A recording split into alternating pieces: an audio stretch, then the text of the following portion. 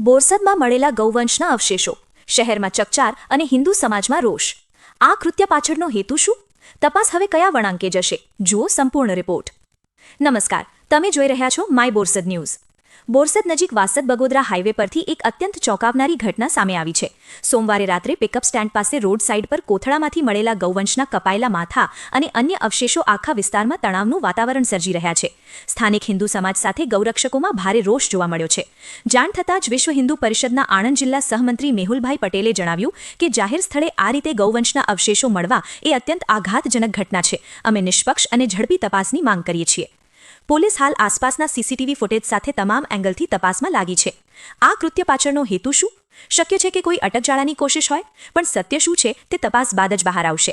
વધુ અપડેટ્સ માટે જોડાયેલા રહો. આ છે માય બોરસદ ન્યૂઝ, તમારા શહેરની સમાચારની શોધખોળ તમારા વોઇસ સાથે.